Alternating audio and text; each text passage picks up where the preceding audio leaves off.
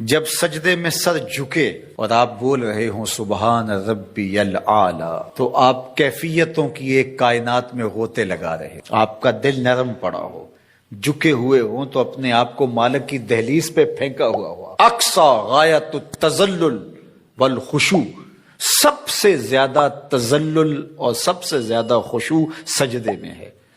اور حضرت شیخ احمد مجدد الفسانی علیہ رحمہ فرماتے ہیں بندے کو سب سے زیادہ قربت سجدے میں نصیب ہوتی ہے۔ حضرت شیخ عبد القادر جیلانی علیہ رحمہ والرضوان آپ فرماتے ہیں کہ تصوف میں سب سے بڑھ کر مقام جو بندے کو نصیب ہوتا ہے وہ مقام عبدیت ہے، اور اس کی انتہا سجدہ ہے۔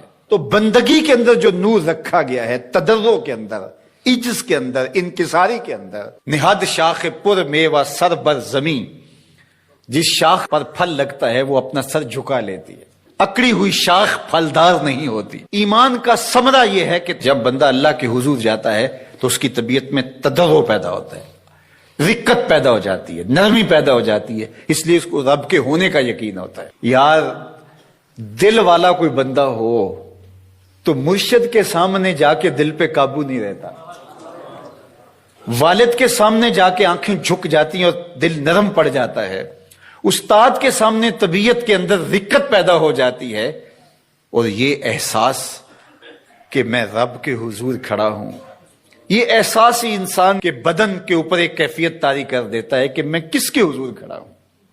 اللہ اکبر۔ اور حضور کے روضے پہ کھڑا ہو، مواج انور کے سامنے کھڑا ہو اور شور و غل کر رہا اور سیلفیاں بنا رہا اور ہاتھ میں جوتا بھی پکڑا ہوا ہو، یہ محبت نہیں، کچھ اور ہے، یہ محبت نہیں ہے۔ وہ کہا تھا سید سلیم گیلانی مرحوم نے، اللہ ان کی قبر پہ کروڑوں رحمت نازل، نظر سے جمال گنبد خضرا دیکھ رہا ہو۔ اگر آپ کو شعر کا ذوق ہو، چونکہ یہ نعت خان جو ہیں اب تو نعت خون بن گئے ہیں، جس طرح یہ نعت کا خون کر رہے ہیں، اور پھر شعراء نے جو معیار نیچے کر دیا ہے نعت کا، استغفر اللہ، جس طرح کے بازاری لفظ نعت میں مندرج کیے جا رہے ہیں۔ نعت کہنا کوئی عام سا کام ہے؟ زباں ہو محو توصیف و ثنا تو نعت کہتا ہوں، بنے جب دھڑکنے صلی اللہ تو نعت کہتا ہوں۔ نعت کوئی معمولی چیز ہے؟ یہ حضور کی بارگاہ میں دست بستہ حاضری کا نام ہے، یہ ادب سے حضور کی بارگاہ میں پیش ہونے کا نام ہے۔ لے سانس بھی آہستہ کے دربار نبی، یہ حضور کی بارگاہ ہے۔ اللہ اکبر۔ تو اب سنیے ذرا، نظر سے جمال گنبد خضرا دیکھ رہا ہوں، نظر سے جمال گنبد خضرا دیکھ رہا ہوں، میں کون ہوں کیا دیکھ رہا ہوں۔ نظر سے جمال گنبد خضرا دیکھ رہا ہوں، میں کون ہوں کیا دیکھ رہا ہوں۔ تو پھر کیا کیفیت پیدا ہوگی جب حضور کے روبرو کے کھڑا ہوگا، مواجہ نور کے سامنے کھڑا ہوگا، اور جب رب کے حضور بندہ کھڑا ہوگا قیام میں، رکوع میں، پھر سجدہ، انتہائی خشوع کی کیفیت، تو پھر کس طرح دکان کا خیال آئے گا، کس طرح کوئی اور خیال ہوگا جس میں وہ ڈوبا ہوا ہوگا۔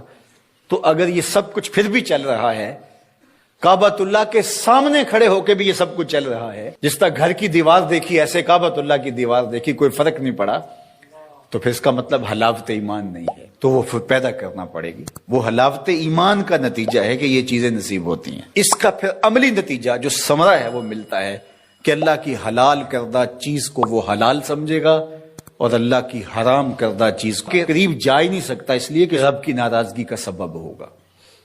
برائی کے اندر کی غلاظت جب کھل کے سامنے آ جاتی ہے تو پھر برائی میں اٹریکشن ہی نہیں رہتی۔ یہ برڈ فلو کا شوشہ چھوڑا گیا 2-4 سال پہلے تو لوگوں نے مرغی کھانا چھوڑ دی، مرغوب تھی، محبوب تھی، لذیذ تھی، گلی گلی بک رہی تھی، لیکن کاروبار ٹھپ ہو کے رہ گیا ایک وہم کی بنیاد پر کہ یہ بیماری پیدا کرتی ہے، لذت کام و دہن کو ترک کر دیا۔